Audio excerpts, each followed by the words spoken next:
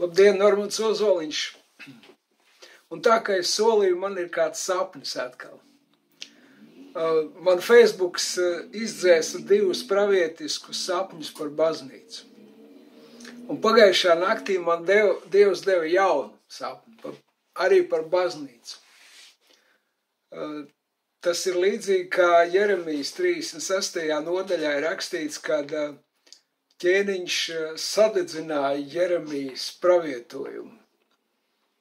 Bet Dievs deva tieši tādu pašu jaunu un vēl vairāk par to. Vēl kaut ko klāt pie tā. Un kaut kas līdzīgs ir man.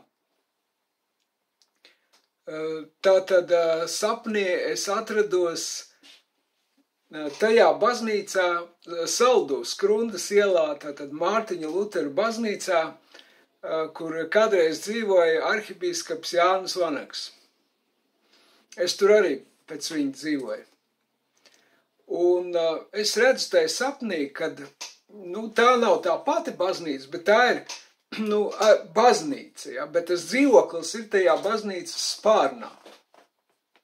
Kaut kas līdzīgs tika Saldū, ja? Kur bija viņa dzīvoklis, viņš tur dzīvo. Bet pārējā daļā ir baznīca.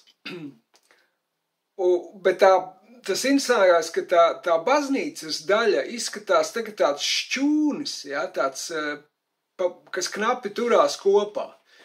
Tāds gandrīz sapūs jau, ziniet, kā laukos ir tie pusagrūšie sienšķūņi. Apmēram tāds. Bet tas dzīvoklis bija ļoti labi atremontēts. Un viņš bija tā kā paplašināts, padarīts lielāks un plašāks un skaistāks. Un pie tā bija, es redzu, kad arhibīskaps Vanaks bija daudz piestrādājis pie tā, lai tas tā būtu. Bet tai sapnī viņš bija kaut kur aizceļojis. Un man atstājis to dzīvokli tā kā uzraudzīšanai. Tā kā es biju tāds pāraugs pār viņu īpašumu, ja? Uz laika. Ja? Un es redzu, atbrauc mani norvēģi draugi. Ja? Tur no Latvijas misijas es savā laikā organizēju viņiem misiju pa Latviju un tā. Un viņi atbrauc tā kā, un es viņus izmitinu tajā arhibīskapa dzīvoklī, kas man ir iedots tā kā uz laiku, uzticēts pāraudzīt. Un viņi tur iekārtojās pa istabām. Es redzu, ka tas arhibīskapa dzīvoklis ir baigi plašs un tāds tur parkets un izremontēts, viss baigi labi. Un tagad mācītājs Lars Stijans, kurš vada to Latvijas misiju Norvēģijā, viņš saka, jā, bet mums pietrūkst ūdens. Pasties, te tik maz. Es skatos, tur ir tāda ūdens strūkla. Tagad tāda strūkla, kur var dzert. Ziniet, kādreiz bija tāda strūkla, kur varēja padzerties uz ielām. Ja? Apmēram tāda bija dzīvoklī arhibīskapa. Bet tas ūdentiņš tur nāk tāds ļoti minimāls, tāds knapi. Ja? Un es saprotu, ka vajag ūdeni vairāk. Ja?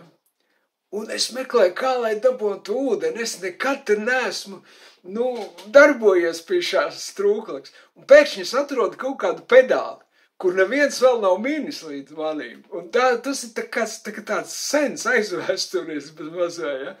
Un es tagad uzspiežu uz to pedāli. Un pēkšņi tā strūkla milzīgu spēku sitas uz augšu, ja? Un tā strūkla trāpa pa griestiem, ja? Un izsit griestos caurumu, un gandrīz tos griestus, es redzu, ka tie griesti saplaisā, burtiski saplaisā. Un man šausmas, es domāju, ārpats, es taču esmu atbildīgs par šo dzīvokli, kas tagad būs? Kas notiks? Man taču viss būs jātaisa. Un es redzu caurums tais griestos, saprotiet? Un tas apmetums saplaisājas. Un es domāju, kā var tādu ūdens strūkli, ja, izsist griestos caurumu? Un tad es redzu, kas notiek aiz tā caurumu. Izrādās, tie griesti turās uz vienu apmetumu. Aiz tiem griestiem nekā nav.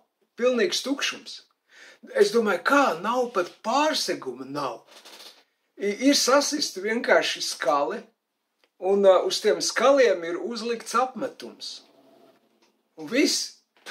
un tie griesti nokrāsot balti, ja.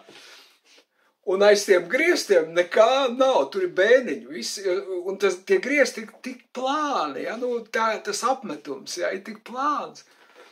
Un tas ir viss, bet no iekšpuses izskatījās baigi forši, balts, perfekts, viss tur nobalsināts. Un es esmu ar ūdens strūklu sasits, visu griestus vanagam. Un uztaisījis caurumu. Un atklājis, kas notiek aiz tā viss. Un tad es skatos, ka tur ir tie bēniņi, ja, virs tā arhibīskapa dzīvokļa, skatos, vanags ir uzlicis jaunu jumtu. Bet tālāk ir šķūnis, saprotiet, ja, un tur ir viss tas jumts ir caurs, saburbējis, viņš ir sapūs jau.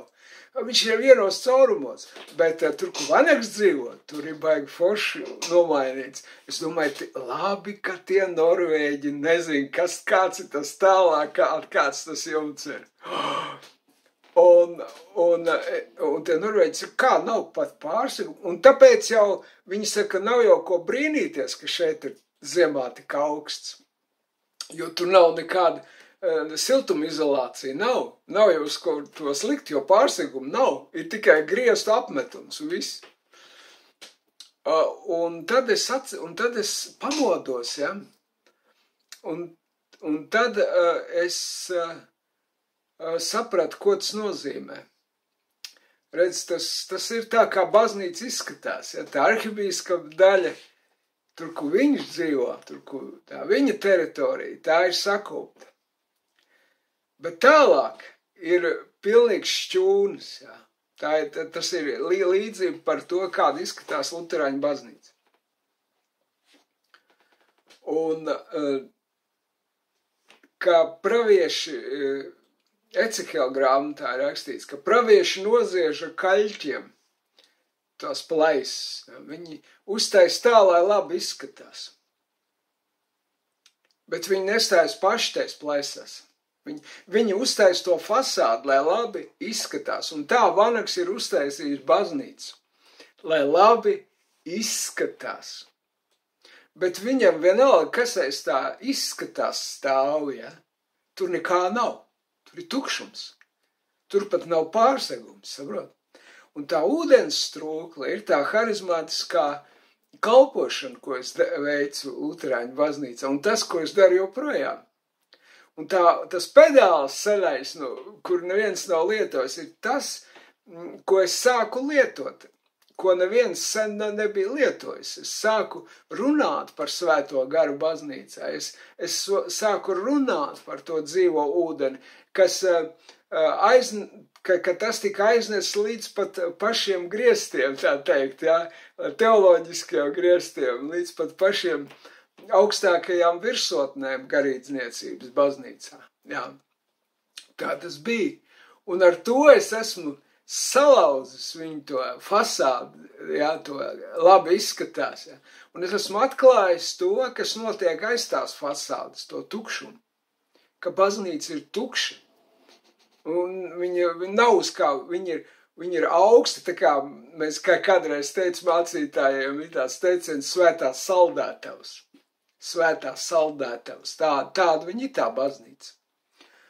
Un to, kad virs vanaga teritorijas ir uzlikts jumts, bet pārējā teritorijā jumta nav, tas ir caurs, tur līst iekšā. Tas sabrukt, tas draudz sabrukt visu tā lietā. Un tāda izskatās luterāņu baznīca, diemžēl, Dievu skatījumā. Tas ir, ko jūs tur redzat, tā ir viena lieta, bet ko Dievs redz, redziet, tā ir cita lieta, un tā ir patiesa, un tā ir īstenība, ja. Un man šo īstenību ir jānogādā līdz jums, jā, man viņi ir jāsaka, ko Dievs dod tādu pravietisku sapni par to, kādās briesmās un kādā stāvoklī ir baznīca, diemžēl. Luterāņi, jo viņi aizlieg uz svēto garu. Diemžēl, bet fakts. Labi, paldies, ka klausījāties tāds atkal sapnis, ne, ko Dievs deva jaunu vietā, ja, ka kādi ir izdzēsti, tad nāk kāds cits vietā. Labi, lai Dievs svētī visu labu ar Dievu.